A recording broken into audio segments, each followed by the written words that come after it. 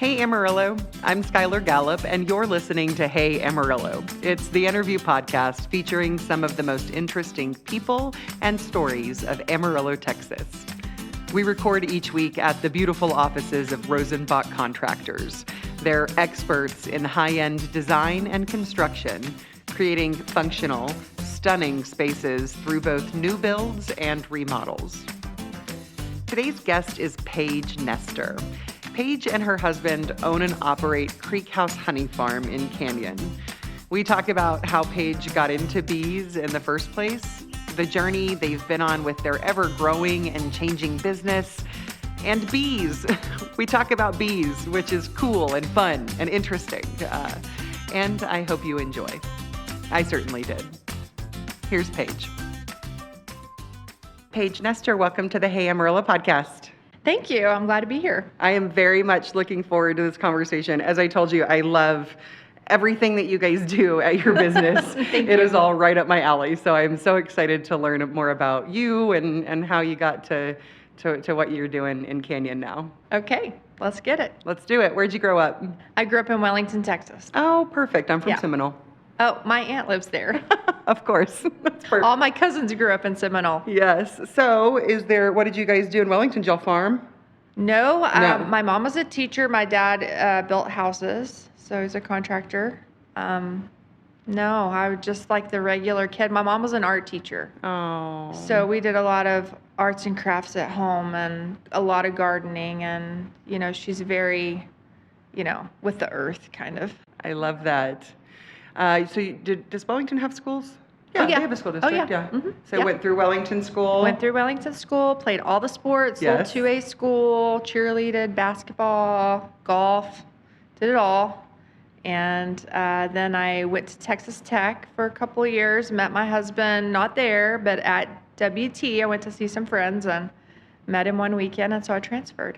Oh, nice. Yeah. When you were in college, what were you studying? What was your life plan? So I think like all people, I really didn't grow up till I was 40. Didn't have really a clue of what I was going to do. I started out, my major I think was speech therapy. Cool. My best friend ended up doing that. And then when I transferred to WT, they didn't have a speech therapy program. So I was like, well, shoot, guess I'll be a teacher like my mom, So my grandmother also had her teaching education degree, and my aunt was a principal. My other aunt was a teacher. So it was like a lot of us did that. And I really loved it. I did. I loved the teaching part of it, loved the kids. I ended up being an art teacher like my mom. Where did you teach? I taught at all over, kind of. Canyon High, Canyon Intermediate, and then I ended my career at Westover Park. Nice. So. What kind of art do you do?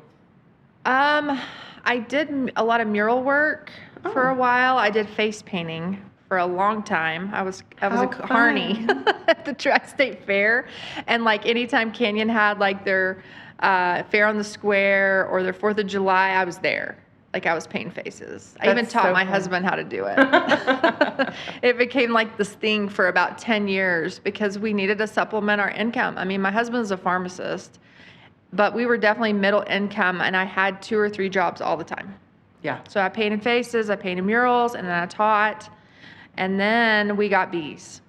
And we got bees like in 2011, I think, or maybe 10. Where did that come from? Tell me, not everyone gets bees. I know, right? What were we thinking? Well, we had a garden. I'm much like my mother in that. And I was maybe talking to my mom on the phone about it. And she was like, did you know that bees are dying? And they're so important. And so I started doing research, and I asked my husband, please, let's just get a beehive. And he said no. So I got 2. That's how I work. Show him. Showed him. When was this? What year? I think it was 2010 because my labels from my very first honey batch were 11. So I had them for a year before we produced anything. And were you guys out in the country? You had some land? Yeah, we sit in the city limits, but we're kind of out in the country in a way. Like 100 yards off or 200 yards off the highway, it's considered out of city limits. I don't know, like I Is know it you've by- been out there, but it's Yeah. right next to my business. Okay, it's My by house Honey is. Creek. Yeah. I actually don't Yes. think that we've said that yet. You own Honey Creek. Yeah. I own Creek House Honey Farm. Thank you. Yes. Lots of people call it Honey Creek. That's fine. We had a shirt one time of all the different names people called it because That's it is a perfect. long name. Anyway, and that's Tierra Blanca Creek that runs through there. Tierra Blanca has a huge history. That creek's been there thousands of years. We actually have Indian teepee circles on our land that have been identified by archaeologists. Wow, I had know. no idea. Yeah, so Tierra Blanca, I mean, it's been there for a very, very long time, but I didn't want to call my honey. We had a little cabin out there that George's grandfather owned and built. He was the doctor in town, and they called it the Creek House. And so that's where our name came from. Aw. And I knew in the beginning, it's a very long name for people to say and remember, but I wanted to give, props to his grandfather and grandmother for, it was their fun spot, their hideaway. He had no phone out there, so nobody could reach him in the 60s and 70s, And so he could go out there, and they had a big garden. They did have a beehive. Oh, that's so perfect. Yeah. So it just kind of paid homage to them. Okay, so I'm interested in this history of the land. You said you've had archaeologists. Did y'all dig into that? We did not dig. I think they wanted to. I actually meant metaphorically dig, but No, also. we didn't. We didn't really. I mean, they came out just, I think a couple of times and thought that there might be a wagon trail through there and that Wow. maybe it was a trading area for Indians because they found so many different arrowheads and flint from different locations. And so they thought it might have been a trading post Oh, yeah. at one time or another. And George's family for the last, I don't know how many years, has always found really cool flint pieces and arrowheads and just stuff out there. But we've never dug into anything. When we built my house, my dad was like, this dirt is a different color and it was in a circle, than the other dirt. But over time, what they told us is that actually changes the composition of the soil, especially where their hearth was. And it's so interesting to me. I mean, we know other people were here before us, but the history of it is really cool. Well, and to walk on it and be And a it's steward of unchanged. it. Yeah. And that's really lovely. Just indigenous people surviving with, not a lot of shelter and just off the land. It's very, I wouldn't have lasted long, I don't think, but. So, cool history of the spot. I love the stuff about your husband's grandfather and the Creek House and all of that. Okay, so you got 2 beehives. Yes, 2 beehives. Turned into 4, turned into 6, turned into 8. People started hearing that we had bees. They would call us, oh, we have a swarm of bees on our tree. Can you come get them? So we just kept building. So I think for the first 4 years that we had beehives, we had no loss at all. We got really lucky somehow, some way. We probably had upwards of 20 hives at one point in that 4 years. And so we started producing more honey and we had a list. We just had friends and family would call, get on the list. We'd sell them some honey. And then we figured out at one point, I can't keep a list anymore. This has grown too big for a list. So I need to pivot. We had just built a shop behind our house, really for my art studio. And because I was doing some sort of glass in the kitchen one day, and George was like, you're not doing glass in our kitchen around our food. So similar to the beehives, you're not doing in the kitchen, building a shop. Yeah, so we built a shop because I was doing art in our kitchen. I love your style. I'm about it. And then I was like, okay, if we're gonna sell honey at the farmers markets or wherever, I'm gonna make some skincare to go with it. So I made a really terrible soap. It was flesh colored, and I think then it turned kind of a lime green. Nice. It was awful. And a very bad lip balm. Cool. And so, but that's where my art went. It went to people are like, does your husband make all your stuff? Because he's got a chemistry degree basically, because he's a pharmacist. He does compounding. But I'm like, no, that's me. Now, if I get into something scary, he's there. He does all the CBD products for sure. Anything with camphor, he's always like, what are you doing? Yeah. You know, so like shower steamers or anything with. Because it can get like burny, right? Is that there's limitations on how much can go in certain products. Yeah. Even with fragrances and essential oils, you have limitations. So we just, I just learned, and he's all about like the research. When I had friends that were like, oh my gosh, this stuff healed my blah, blah, blah, my skin ailment, or I had a scar there, but it's gone. Yeah. And, so we started hearing these stories, and I had a friend, Shelly Black, who came over and was like, hey, I'm an occupational therapist, and I work with burn victims and people that are injured, and can you please make a healing salve?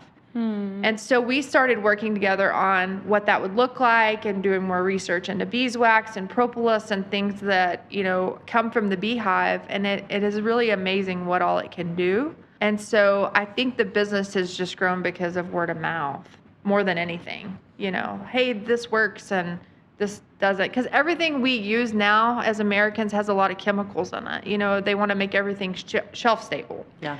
So we don't use a lot of that junk. We use some preservatives, especially like lotion, because it's oil and water. So those don't mix. Yeah. So you have to have a binder for that. But we try to stay away from those harsh chemicals that everybody has problems with, seems like. Yeah. They're like, why I'm breaking out, and I didn't know I was allergic to X, Y, or Z. Right. So we love that side of it helps people, and the honey too. Real raw honey will help with sore throats or burns, seasonal allergies, things like that. So that's the neat side of the business that we're actually helping people. So tell me about like what the business is today. Like, what is y'all's operation? What are you running?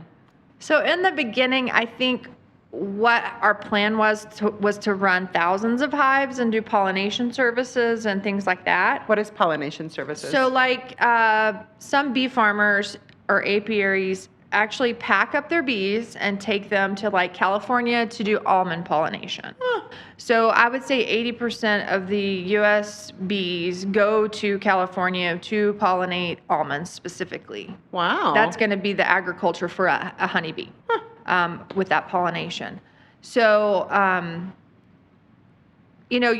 honeybees pollinate a lot of different things, like cherry trees, apple trees, pumpkins, squash. But then there are other pollinators that also help with that too. But with almonds, it's really honeybee specific. Does that make sense? Yeah, I just didn't know. That's interesting. So from there, that happens in February 1st to March. From there, the bees are taken to a holding place in a warm area like Arizona, and they get fed sugar water while they're sitting there waiting to go to their next location.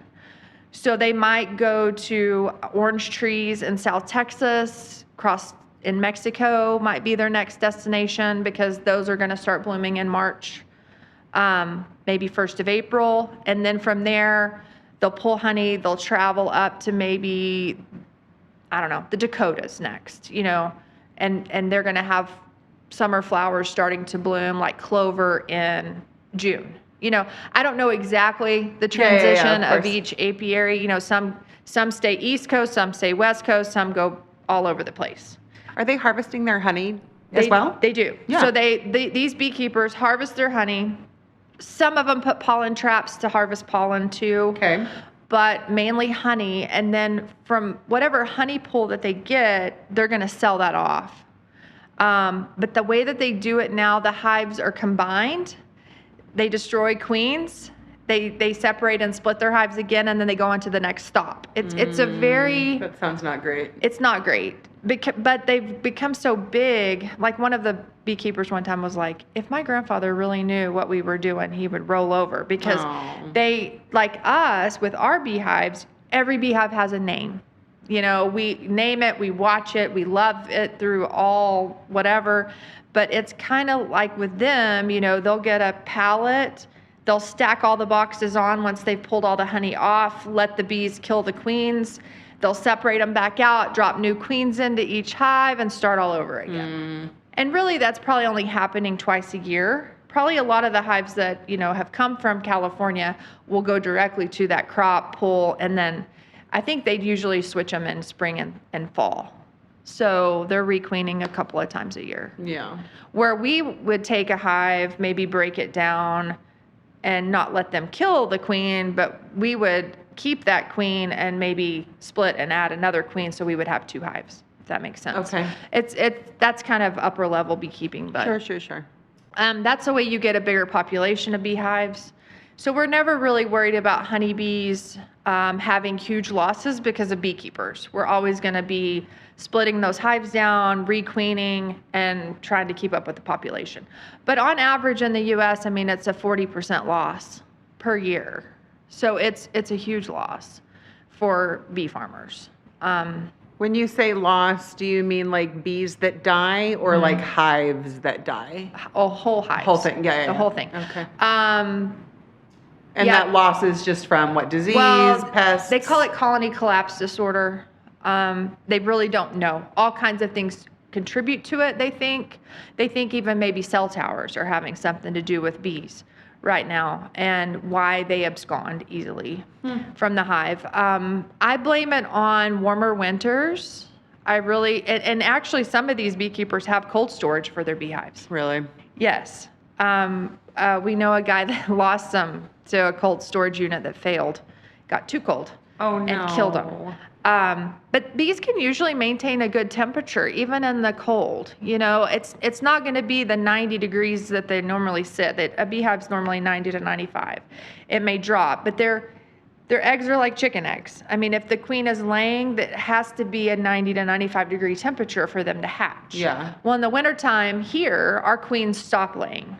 So they can get down a little bit colder than that, but they do keep it warm, and they will ball up like penguins. Yeah, by their little bodies. And yes, and they vibrate, and so the outside of the circle moves in, and the inside of the circle moves out constantly.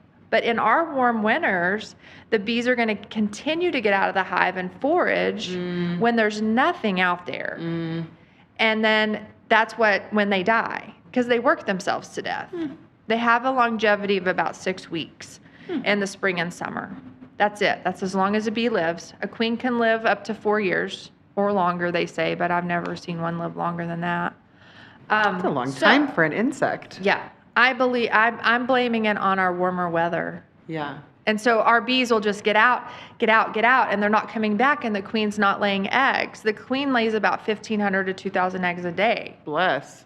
To keep up with that loss, that population loss. So if you have foragers that are out that don't make it back, you're eventually going to recreate your workforce. Right. And in places like South Texas, Hawaii, California, where it's staying warm all year round, the queen keeps laying. But, when it gets cold, they tell her, no, stop, we're done for the year. Rest. And they really don't rest. They're inside of a box. It's dark. They're moving around and communicating with smell and vibration. And I don't know, it's really cool to think about. Bees, the little I know, are so fascinating. I have, my mom's got a couple beehives, and so we met a guy down where they live that takes care of, that is in, what is the word, Apiary? Apiary, thank you. And he said, this is just a random one-off that stuck with me. He said that, is it the bees stay away from him? No, the bees attack him because he's been stung so often.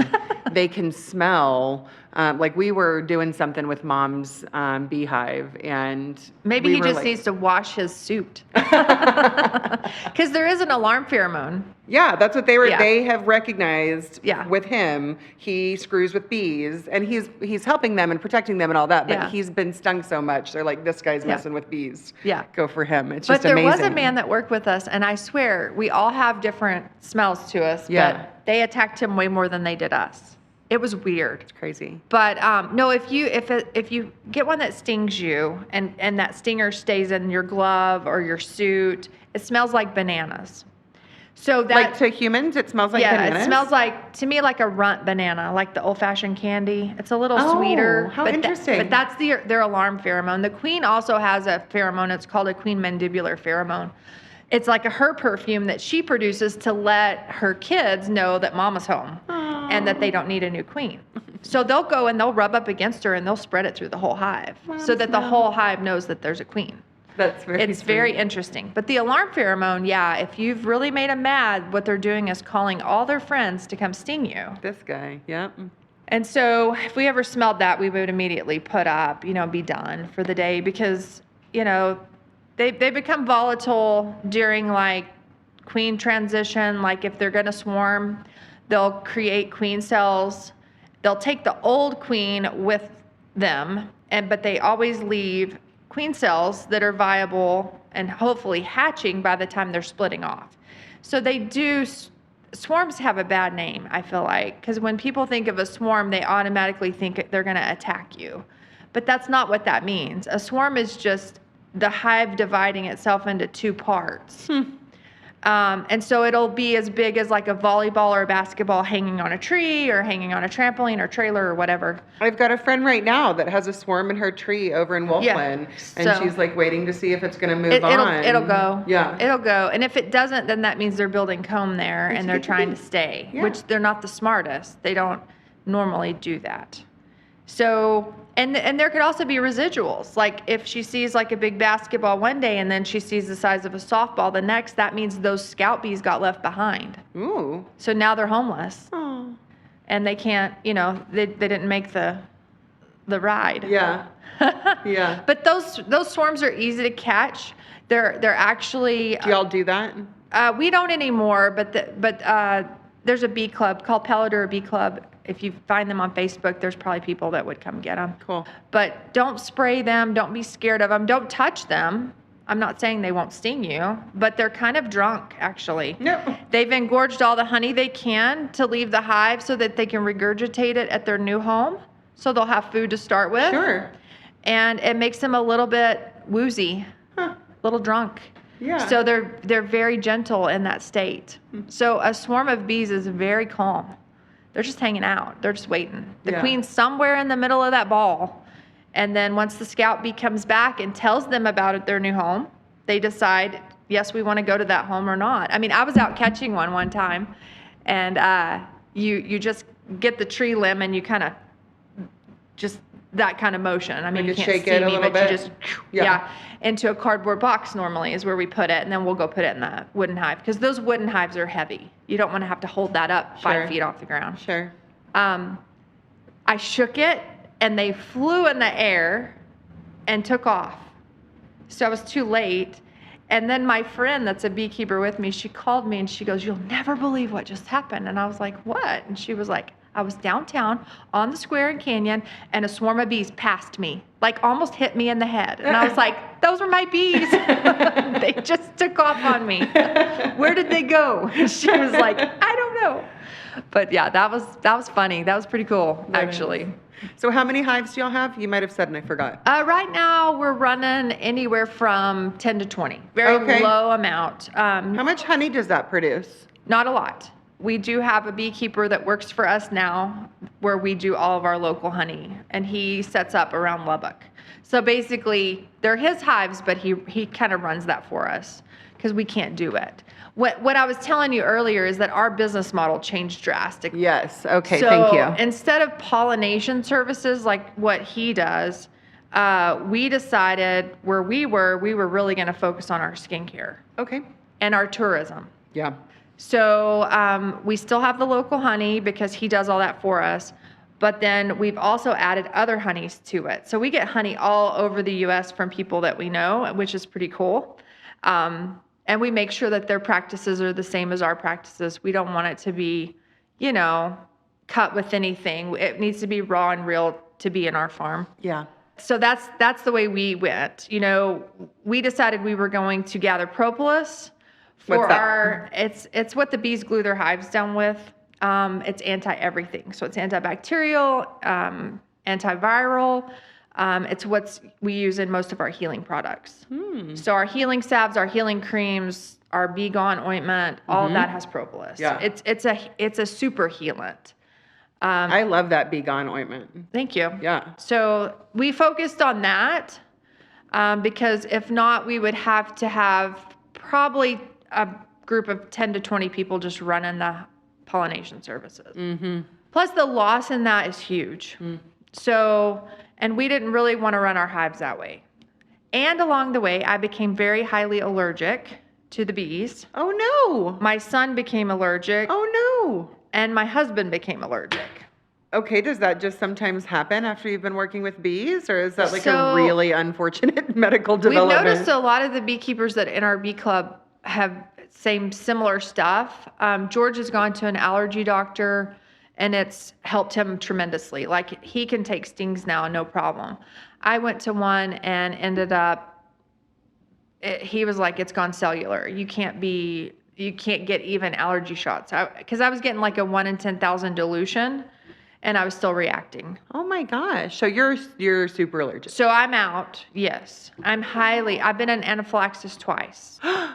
So, and that's pretty scary. I mean, we had to make a decision right when we were deciding to build the building and do all this stuff. You know, we had it sitting in the pasture in 2017 is when I had my first reaction. And so this friend of mine I was telling you about, we called her up, and so we have a head beekeeper on site now. You know, George still helps, but I'm out totally. And I hate that part because I know, that's very sad. It is sad. I loved it. And I think we could have done more, you know, with pollination had we been able to keep. Yeah. But we also had to make that decision, like, what are we going to do?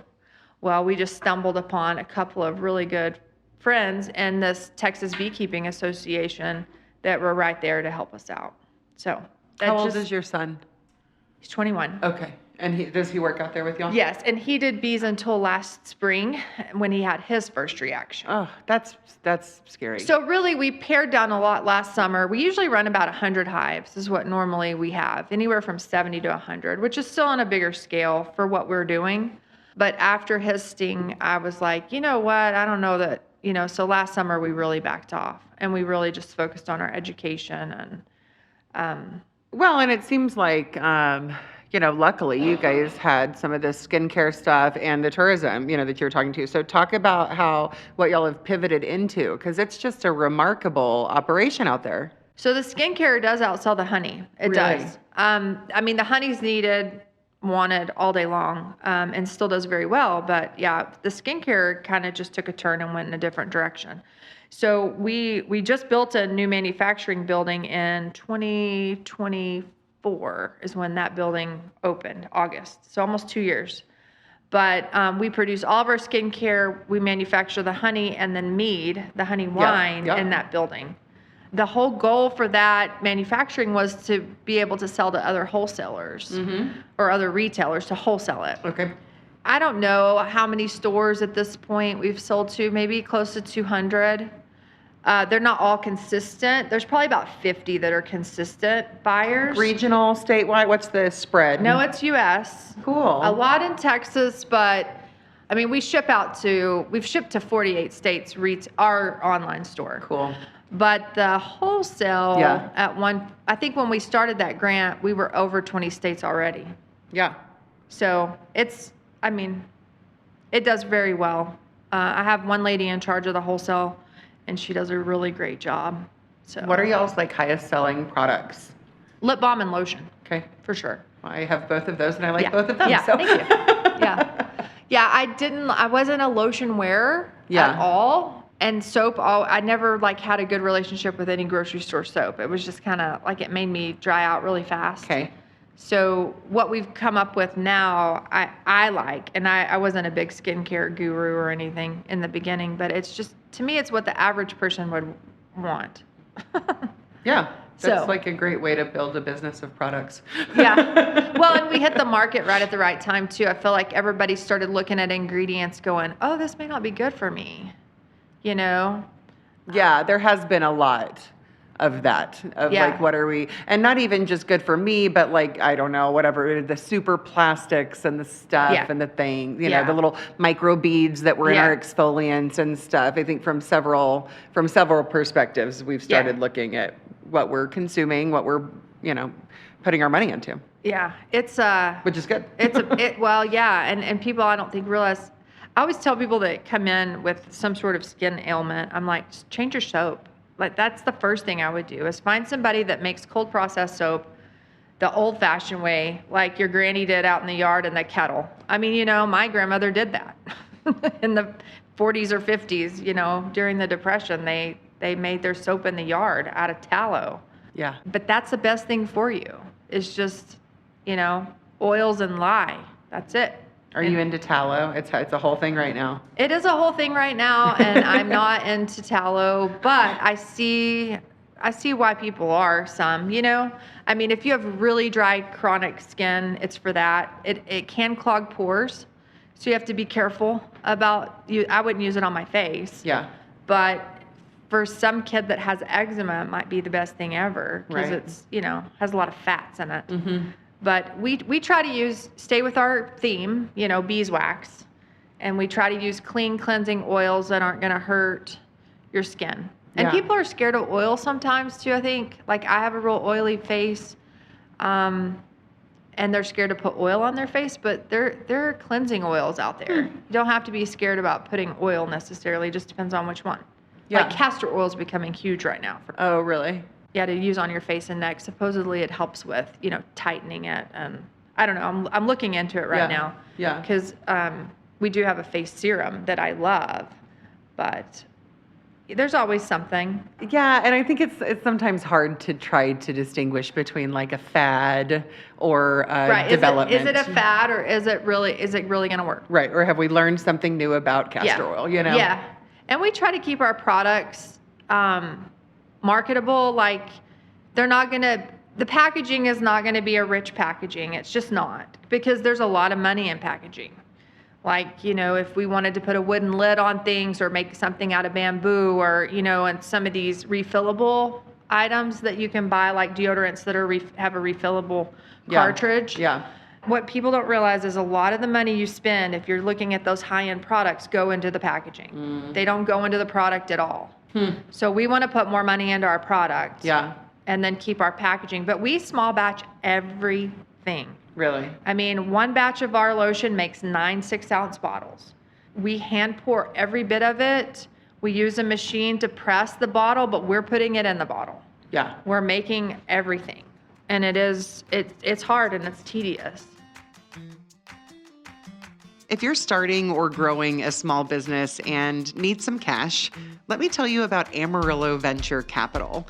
They are a Hey Amarillo sponsor. They're locally owned, and what makes them different is they don't just invest in businesses. They invest in people. So whether you need $5,000 or $50,000, they offer flexible, asset-based loans, often with funding in a week or less. And it's not just the money. They can connect you with their local network of legal, accounting, and business resources to help you succeed. Check them out at amarilloventurecapital.com. So the tourism stuff, it is such a cool place to go hang out. Talk about some of that. I think that you guys have really become kind of like a bastion in the Canyon community. I also know that y'all do a lot of community support and stuff, and the Canyon, Canyon's kind of very, very tight knit and all of this. So talk about what that has turned into. And yeah, it's funny. Yeah. When George and I first built our house out there, we loved to have people over because we have the best view, I think. We have that little creek and we can see, almost see WT where it is. It's just it's just fun where we are. But that's kind of what it's turned into a little bit, is people wanting to visit because there is a nice view. But yeah, today we had a assisted living center come out and we did education for them and they ate lunch. That's so nice. Yesterday we had a group of 50 UK farmers from Europe or from United Kingdom looking at farms in Texas. Cool. And so they stopped by the honey farm. Yeah. So, and we were able to educate them about bees. I mean, I think that's probably our number one goal besides the skincare and honey helping people is education. We just want to let people know why bees are so important. And talk a little bit about that. I mean, I think generally people know, some of the bees are incredibly important pollinators. But I think actually some of the knowledge behind that is even quite stronger than just kind of this top line knowledge of bees are important for the world. Well, I think everybody knows what COVID is. Everybody knows what it looks like to go to the grocery store and not be able to find something you needed for the first time ever, probably for us. Yeah. Maybe not our grandparents because they went through the Depression. But Without bees, you would walk into a store and the fruit section would be, and the vegetables would be very, very sparse. So no cherries, no apples, no coffee. I mean, think about that, America. Mm-hmm. You know, how would you feel? Mm-hmm. It's not just honeybees as pollinators. Like I said earlier, honeybees will be fine. They have beekeepers. But the other pollinators, bumblebees, you know, flybees, wasps even, we don't like them, but they are pollinators. Leafcutter bees. All these bees are dying because we're spraying them to death. Yeah. It is pesticides with them. I have people come to the farm all the time. They're like, we used to have a lot of bumblebees and now I don't see them anymore. I mean, that's a problem. That's a huge problem. Those pollinators are pollinating things that we absolutely have to have, you know. If you don't have bumblebees, you can't get tomatoes. Honeybees don't pollinate tomato plants. That's a bumblebee thing. So if you're not producing tomatoes or if you're not producing cucumbers or whatever it is in your small garden, it's because you don't have bees and pollinators. You've sprayed them out. Yep. So we have to start thinking differently as Americans because, like in China, they're hand pollinating cherry trees. Wow. With paintbrushes. Wow. I mean, we don't want to do that. We don't have the workforce for that. No, we don't want to go there. I mean, we leave our yard has dandelions. That's the first. You? Yeah, we do. That's the first source for honeybees, though, in the spring. We have to change our mindset on what's pretty. Yeah. We really do. I know my grandmother ate dandelions, right? What, can't you eat those? I'm pretty sure. But we just have to change our mindset, I think. I feel I am guilty of this. I'm like crunchy in that way. And I like to think that I'm doing, you know, right with what I can do in the earth and all of this stuff. But I have like a beautiful fescue front and back lawn that brings me so much joy. I know. And I know how much water it sucks. And I know that it doesn't contribute at all to pollination or anything. And I'm just like, but it's so beautiful. And we'll spray a dang dandelion and it makes me so mad. But you're exactly right. It's just a definition. I even looked when I was redoing the grass or whatever in the back. I was like, I'm going to do clover. Yeah, we have clover. Okay. Well, except my kid is one of those kids that's like massively allergic to basically everything on the planet. And I was like, well, heck, he can't do that. So yeah, I do. I know the grass thing, and it's a weed because we call it a weed. Yeah. And we live in Amarillo. We haven't had rain in a long time now. Like we had a pond in our backyard. We're uninstalling it because it's just sucking the water. Yeah. And water's not really a thing up here yet, but it will be. It will be. So I'm trying to be conscious of that, not just the pollination problem, but also, water restriction. I want to turn my whole front yard into like a xeriscape. When we did the farm, we did fescue because we have weddings. I mean, we did a lawn. Beautiful. Thank you. But on the outskirts of it, we tried to xeriscape all that because, I don't know. I've had to change my mind too, though, and my husband's mind, because we did have those beautiful fescue lawns. Yeah. And the front yard now, if you look at it, it looks like we don't take care of our stuff because there's dandelions everywhere. But the backyard we keep, because we want to be able to walk in our bare feet out there. And maybe that's not the right answer. I don't know, but time will tell. Yeah. So what are some other things that you look to educate people about? Well, mainly bees. I do love to educate people about bees. We have other things out there, though. I do art classes every once in a while. We did a candle making class this year where we did a few of those sessions. We did a crafters camp in January where we made soap and bread and jam and all this stuff for people. I think homesteading is important.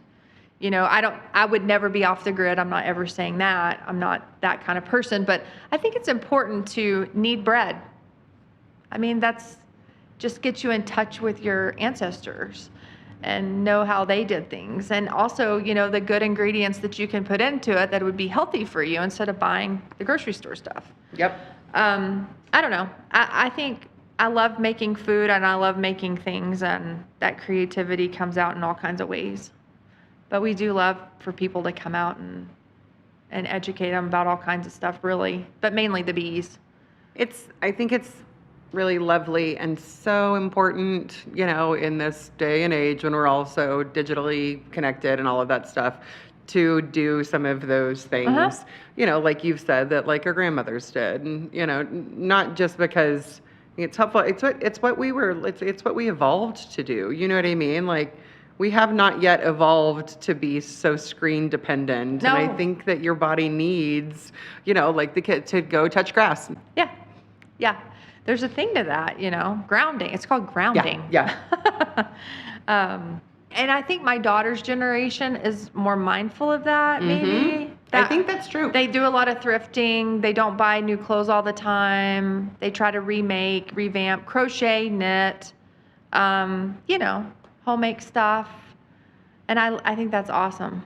I am super hopeful that like this, kind of what you're talking about, like the glints of like a return to take hold, and we, the pendulum swings, right? Yeah. And I am hopeful that like the youngers are starting to say like we need a little bit more of this. Yeah, I think they're sick of it, kind of, And with all the AI stuff now, you just really don't know what's real and what's not anymore. It's crazy. Yes. My 21-year-old, he's like, "Oh, Mom, that's stupid. That's AI." He can tell. I can't. I'm watching this cute cat video or whatever. He's like, "That's AI." Well, I don't know. I mean, I didn't come from that. We didn't grow up with a phone in our hand. It was on the wall with a cord.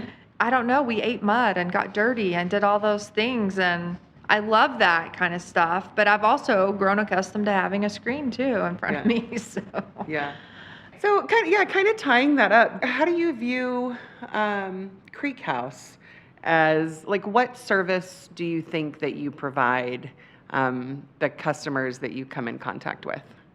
I think we provide them with an experience, and that's kind of cool thinking about that, because really when people call or you hear about us, they think we're this little roadside stand.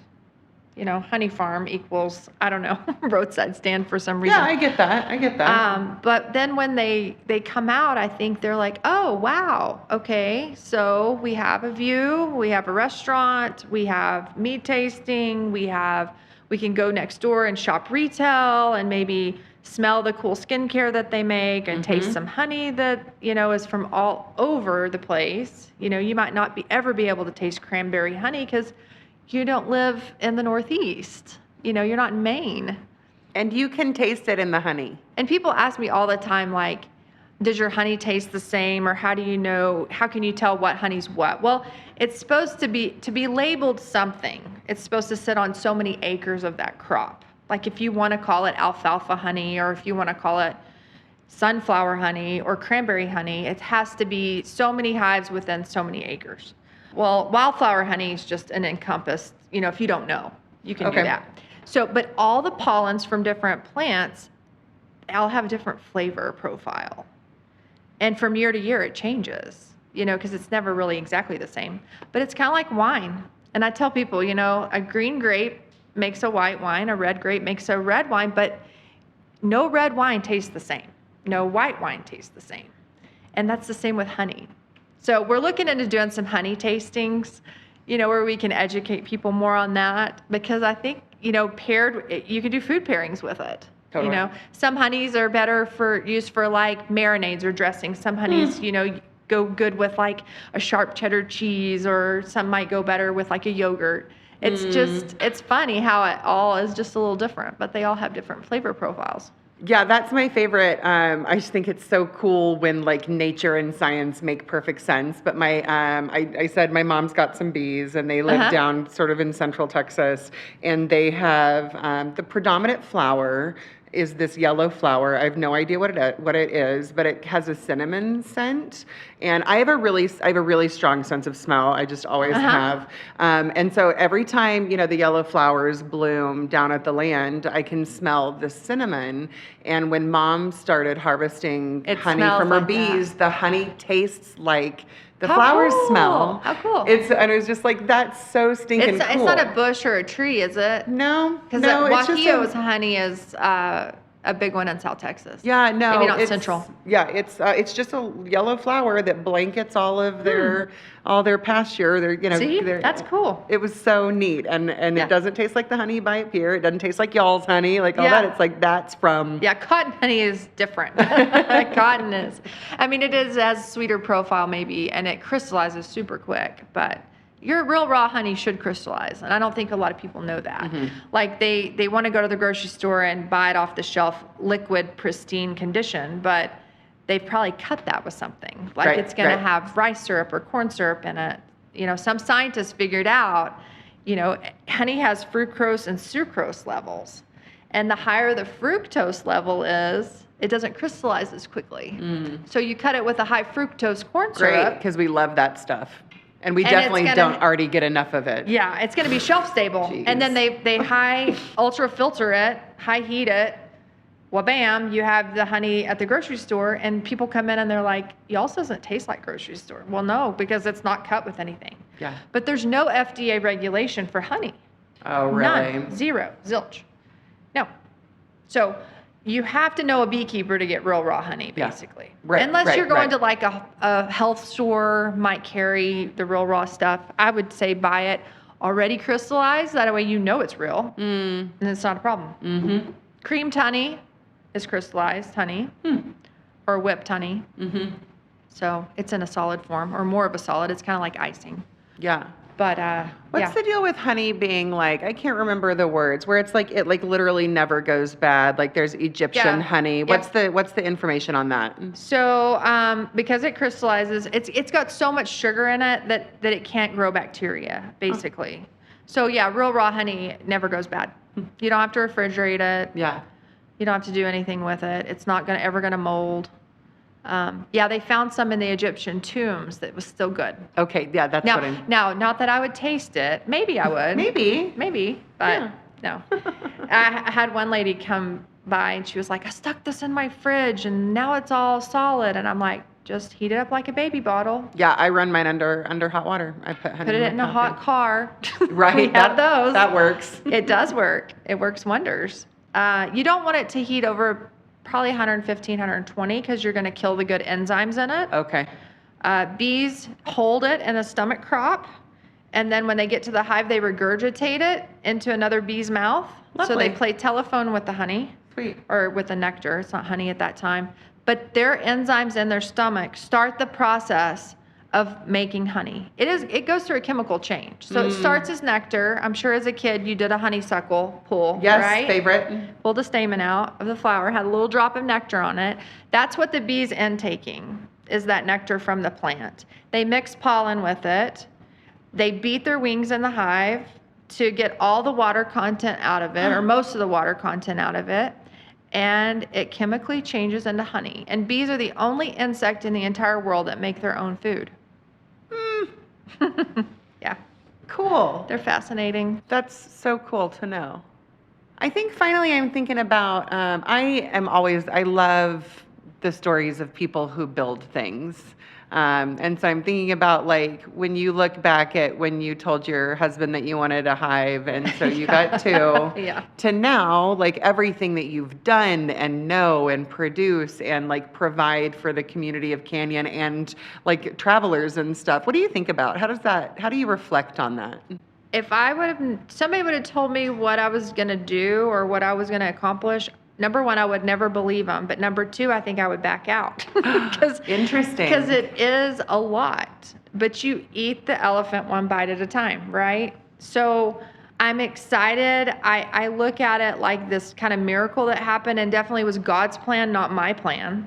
How can I ever come up with that? Like, I was a teacher. Like, yeah, I'm creative, but I'm not that. I'm not a business person. I've had a lot of help. I've had a lot of friends and family that have helped, you know. It takes a village, really. And it took a lot of community support. Without the support from the EDC and Canyon and then WT Enterprise, Nice. we wouldn't be where we are. We couldn't. George and I didn't we didn't have partnerships going into this. We were on family land. So it already felt sacred.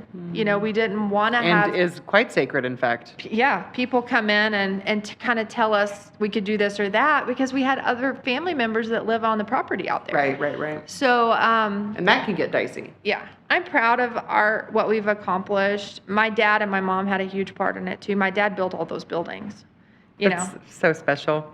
So my mom's done all the artwork for my products.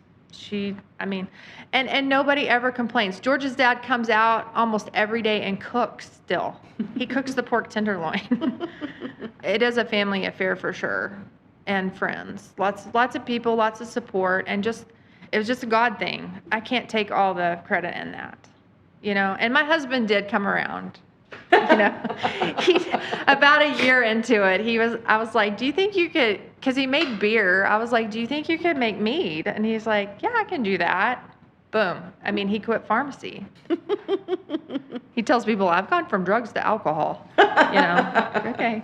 That's Thinks great. that's funny. But yeah, and I think just sharing it with people is where we find joy in it. Not just the products, but the property itself, and just, it's fun. That part is fun. I would love to tell you about Ingenic Dental Studio here in town. Dr. Jake Motery is my family's dentist, and he and his staff give us just the best family dental experience. But his practice and expertise go so much further than my kids' cavities and my routine cleanings. Dr. Motery specializes in cosmetic and implant dentistry. I've seen some of the work he's done, and it is just gorgeous. It's nothing over the top, very natural looking, but with results that really change a person's whole look.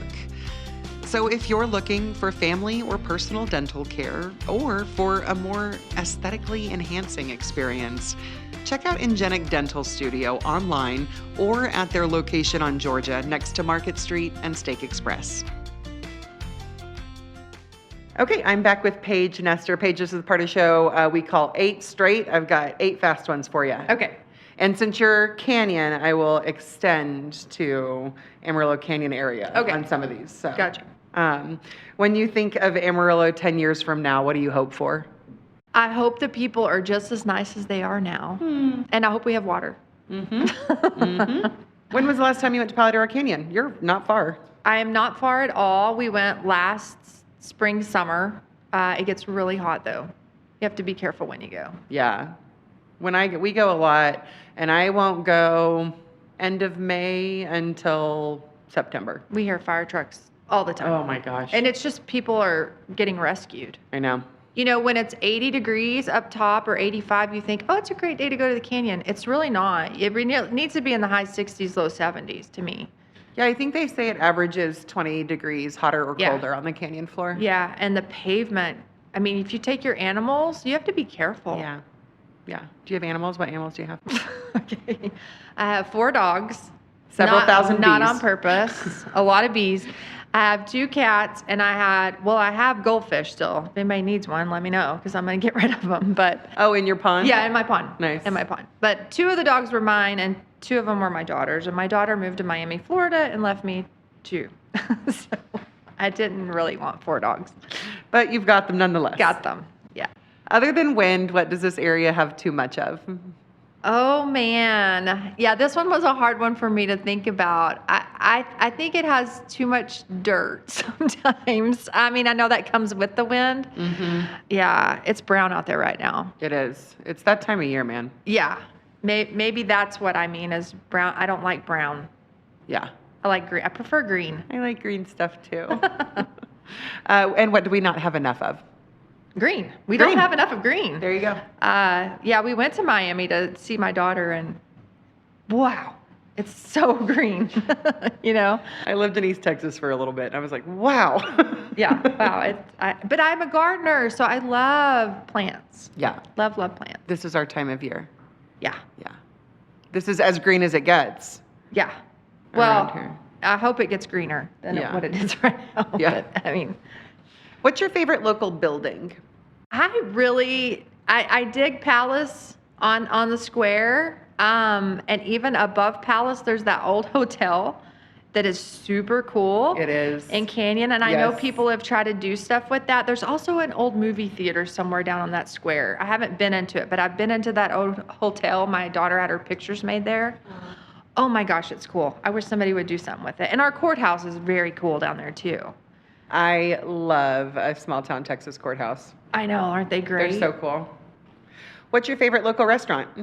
Sayakamarns in Yes. the Canyon. Shout out. Totally. Love them. They've changed so much. I went to WT, 10 years ago. I'm not going to spend that much time thinking about it. And it was wonderful then. And it's like so fancy now and bigger and lovely. Yeah, it's great. It's always good. It's always consistent. Cindy, I know Cindy, or knew Cindy, certainly not now, Yeah. and just lovely. Yeah, sweet lady. Okay, you've got 4 hours to spend in the Amarillo Canyon area with someone who's never been here before. What are you doing? I'm going to the botanical gardens. I love it there. I think people forget about it. Yeah. And heck, I'm going to go to our new zoo when it opens. Yeah. I think they're going to do fabulous things. Yes. I love them. I love Stephanie. I think that she's doing a lot of cool things. It's very exciting. So Cool. looking The forward to Botanical that. Gardens and So the zoo. that would be my 4 hours. Yeah, that's great. What do you think people get wrong about our area? I don't know. Because I've been to all kinds of places. So in London, people were like, does everybody ride a horse to work? Yes. I mean, so it depends on, I guess, where you're thinking. That's fair. Yeah. No, we don't all ride our horse to work. I think we're hardworking, normal people, and we're friendly. I think maybe people think sometimes we're crazy here or something. I don't know. Yeah, I get that.